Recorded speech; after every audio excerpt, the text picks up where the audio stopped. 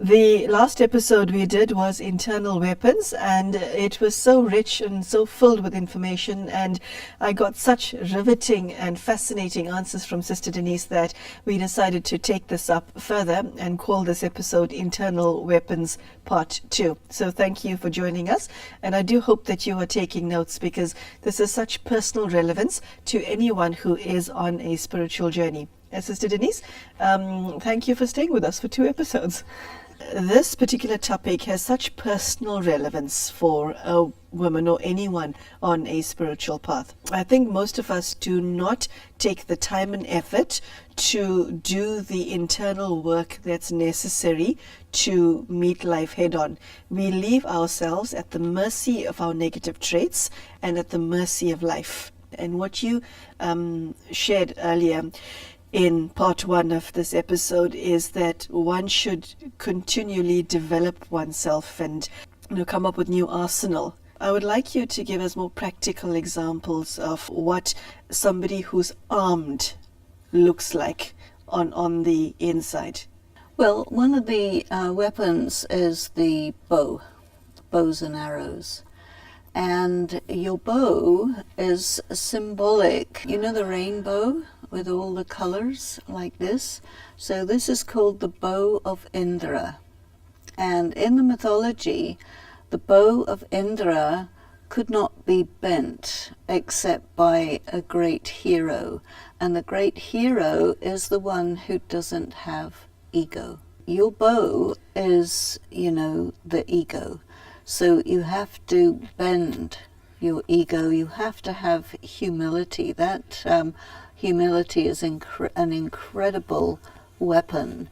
And when you may be attacked by any situation or people or whatever it happens to be, you have to be able to send back an arrow. Now, an arrow is not an arrow designed to kill somebody, but it is a point. It is a statement. If you have great humility and your words really strike the heart of another person, it totally can defuse a situation which is otherwise very difficult because you're under attack. Sister Denise, you have almost an annoying way of making all of this sound so easy. I do know that you've been doing this for decades, so what I'm seeing and what the viewer is seeing is decades of intense spiritual work. You can compare it with martial arts, and the person who is very skilled in their martial art, you see them doing it. It's so easy. It's so beautiful. And you just think, oh yeah, it looks easy, I could do that. And no, you can't. Because it's very deceptively simple, deceptively easy. And I think the key thing is what happens to you when you start Raj Yoga, the path that I apply in my life. You actually get given at the beginning a kit of weapons. The power of tolerance, the power of discernment, the power of judgment, the power of cooperation, the power to face, like this, many, many powers, the power of silence, the power of transformation. And you say, well, that's easy. Okay, hold on. You're talking about an invisible kit. Yes, it's powers that you learn about, that you hear about, that are described to you, and you have to take possession of them and get skilled in them. You may have some period of time when you're meditating, some period of time when you're studying, and then there's parts of your day where it's the lab, and anything can happen in your relationships, in how you go about your day, which will provoke some or another negative characteristic, or some inner demon will jump out and do its thing. You have to immediately grab whatever is the right weapon from your kit. If you take the wrong weapon, won't work. You have to get the right one, and you have to set it right and shoot it right, and all this very, very fast. If I get angry and there's somebody standing in front of me who has provoked my anger, I don't think, hey, you remember I started to meditate a couple of years ago and decided I want to be a peaceful person? Pause that. Listen, you. Okay? You express your anger. There you are in that situation. It's not that you meditated a couple of years ago. You meditate regularly. This energy will rise in you, which doesn't take long to come out of your eye. But you have to catch it before it gets very far and quieten it down. And that's not the same as suppressing. No. It's quietening it down. You quieten it down, and you take that energy, detoxify it, and use it as as part of your weapon to accomplish whatever you want to accomplish in that situation, which means you don't react, you respond. Your response is a return shot to the one that provoked you. So, you're playing tennis here. Sister Denise, the vast majority of us are not aware that this is me and these are my weaknesses and I'm more powerful than my weaknesses. Almost every one of us secretly enjoy our weaknesses. We do, okay, because we get something out of it. When someone has wronged you, and you lose it with them and you express yourself and that person walks away all contrite, if in that scenario you feel good that you stood up for yourself. If you fear something and then you see the object of your fear and you run like hell, you think, oh God, thank God, I'm now safe. You get something out of it. That's why we return to our weaknesses. This is human nature. Now you're offering a solution. I'm not saying your solution is not legitimate. I'm just saying it is hard. It's hard. It's definitely hard. Most people would say it's completely impossible. And I think what we're saying is it's possible. It's hard if you don't do it the right way. But if you do it the right way, with patience, with persistence, you become very skilled. I mean, it really is a matter of acquiring the skill of learning the art and science of transforming these negative things, these big monsters into little mice, into something which has control over you, into something that you use for your own purposes. I think in spirituality we give a lot of importance to relationship, because what we want is to be in harmony. So if someone comes along and is very provocative, I don't have to get provoked. I can turn the situation around and make it the way I want it to be. Is that our weakness, Sister Denise, that we allow ourselves to be provoked so easily, that we are so susceptible to triggers from the external? Well, yes, I would say. That should be our point of greatest protection, to know your vulnerabilities. Well, I think it's very important to be able to be vulnerable, and you can be vulnerable when you're really strong, because you don't have to be defensive. Defensive is when you're weak. You've silenced me again, because most people don't know that.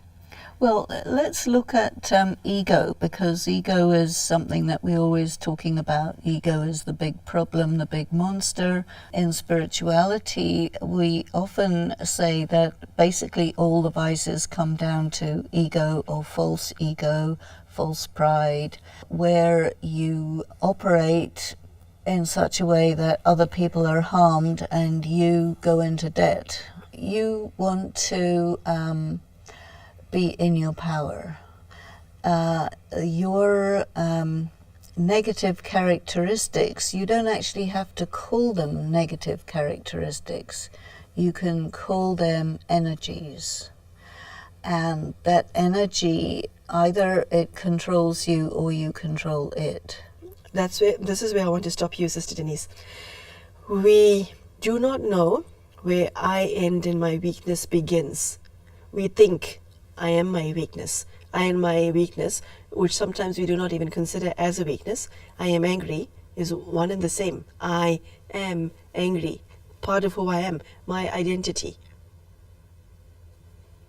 Well, when you practice spirituality, you're also studying, and you have to decide whether what you're studying is true.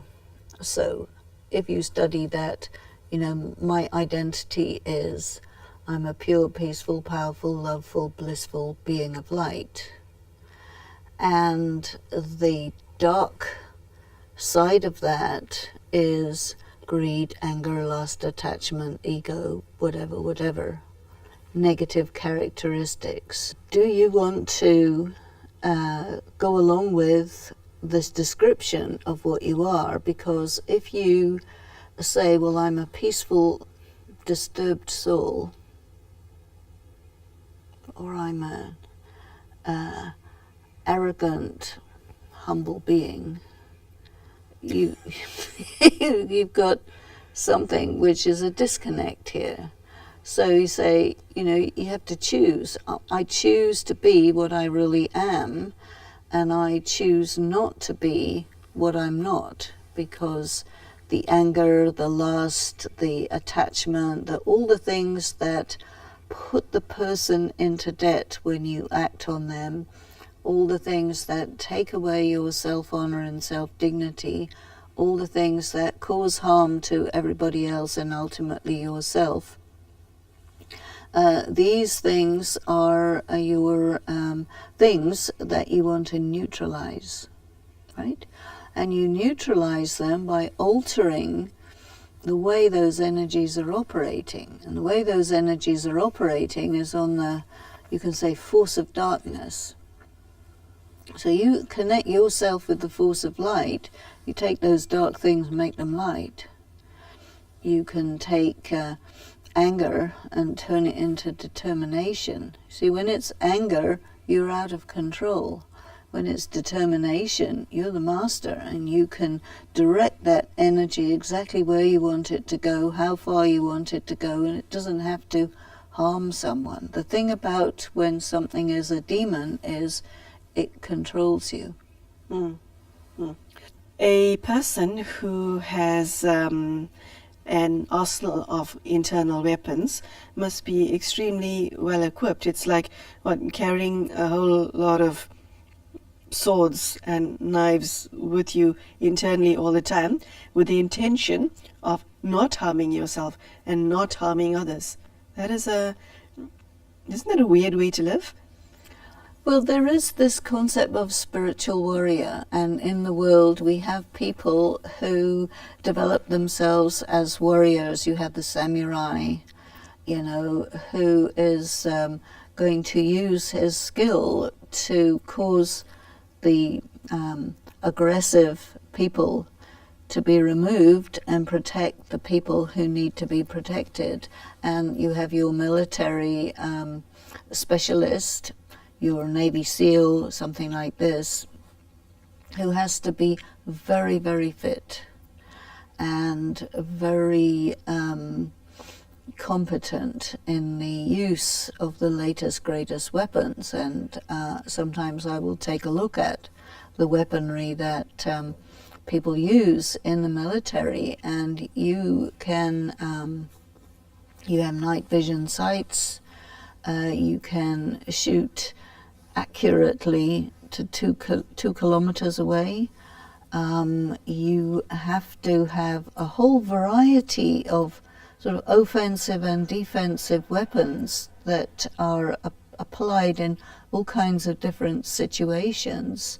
And even you have one that will take yourself out if you get in an impossible situation. And I mean, across the years where wars have been going on for several thousand years, and in the process there's always been a group of people who are specialist warriors. And, you know, among your Native American Indians, the bow and arrow and other weapons are there. Not long ago, I was visiting the Maasai in Africa. They have very good, very simple weapons, but extremely good, balanced wooden objects, which they will use as a weapon, clubs and all of this. And as long as you're really, really skilled in your weapon and you understand the terrain and the enemy and whatever, you function as a good warrior. And a spiritual warrior is one who takes on the possibility of taking out the force of darkness, the force of evil, you know, and another way that it can get at you is in the mind. Whoa, you scaring me now. What does that mean? Well, that's the thing. You can get some very scary, sort of shadowy things that come along to make you crazy, and you have to have weapons for that too. You have to be so able to be still and stable and not deceived by, you know, woo-woo type of things that happen in the mind. Or you could be attacked by, you know, a heavy wave of depression, have to be able to pull yourself out of that. There's all kinds of things that can happen on the inside, or things that can happen in the world around you. And the spiritual warrior experiences all these different sorts of things that can happen to anyone, and you learn to hone your skills by handling it, managing it, because you're being tested by life all the time. You might even be tested by God, you see, because if you want to be a spiritual warrior, if you want to take out the negativity within yourself at every level and really be pure, clean, a person of absolute integrity, with absolutely no malice, no jealousy, absolutely humble, you know, a perfect person. You know, this is possible. And of course it takes a great deal of attention, care, study and practice to achieve that. But at any level that you do it, you're going to be better than you were before. And we're interested in the future. And what we're interested in is a future where people are naturally harmonious, where people are not afraid of each other, where death is not something that you get threatened with, where you can just manage everything so well that you are that you live in the kind of future that we would like to live in. But to get there, you have to deal with the stuff that's presenting itself now, which is all your dark side. That's what it's about. Sister Denise, when you are facing all of these demons that you so well enunciated, what is it about you? What do you say to yourself to give yourself the impetus to go on, irrespective of how scary the demons are? I would say I know for sure that God is with me at every second. I know for sure that I can make it. Whatever, you know. Because, you know for sure that everything I do is in order to be right with myself. So you move along step by step, you know, little bit at a time, little bit at a time. You start to clock up a lot of experiences. Every so often you have a brush with death. And then you realize you can actually answer the question, am I or am I not afraid of death? And it's good to know whether you are or not. And you never will know unless you've come up against it, you know, right here. And so having had a few brushes with death, I can safely say to myself, I know I'm not afraid of death. So that one's out of the way. And then you go forward one thing after another. I think it is to do with faith and fear. As your biggest enemy is fear. You know, with fear, you can either be a coward, which a lot of people are, or you take a step of courage. There's no alternative. It's either you are a coward, which means that you can't face yourself, or you are courageous, which means you face whatever it is. And this, one after another, facing what comes, facing fears, every time they come, it makes you more and more and more powerful. And when you do something out of cowardice, it makes you weaker and weaker and weaker. So you just find yourself in this choice. It's one or the other. You get powerful or you get weak. What do you want? Well, there you have it. That's been another riveting half an hour listening to Sister Denise share her knowledge and experience of how one overcomes one's demons. It is very obvious that Sister Denise did not paint a romantic picture of one's journey through this, because it requires a lot of strength, a lot of courage, and day-to-day work on yourself. And I think the message that I received from today's talk is the question that you have to ask yourself is, am I worth it? Do you think that you're worth the effort? And if you do, and when you do, it is then that you will take up arms against your own demons and equip yourself to face life head on. So thank you, Sister Denise, for a very powerful message.